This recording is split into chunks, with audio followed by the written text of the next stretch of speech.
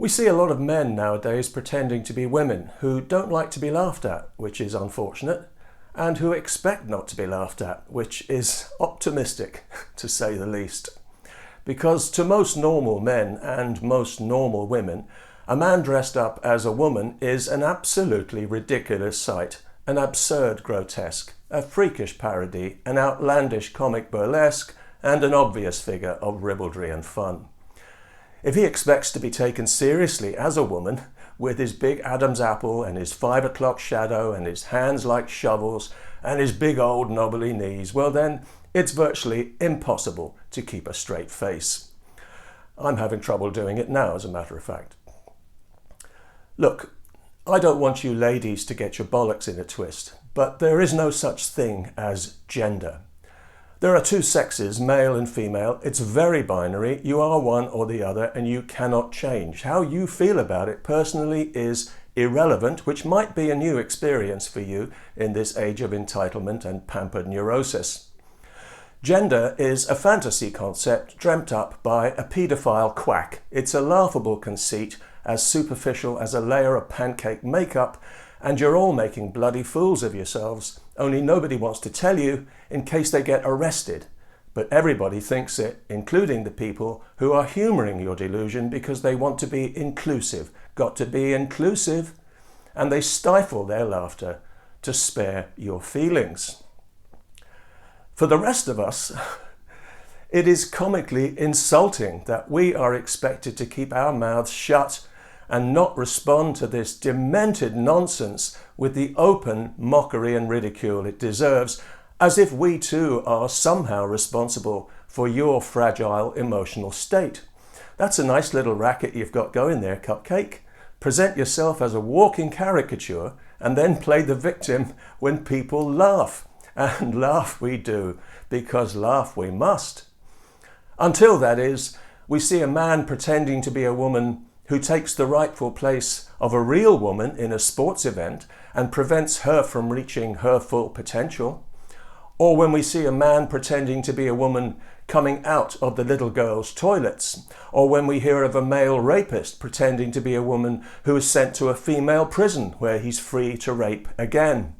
And especially when activists from this ugly, deviant culture are allowed to persuade impressionable children that they were born in the wrong body and to withhold life-changing information from their parents, well, that, of course, is when the laughter stops. Until you flounce into the frame again like a lipsticked pig in a wig and heels, and hilarity once again ensues. You're being encouraged to humiliate yourself like this by people in power who want to normalize degeneracy and accelerate our society's decadent decline by sexualizing, confusing, corrupting, and poisoning the minds of a whole generation of children.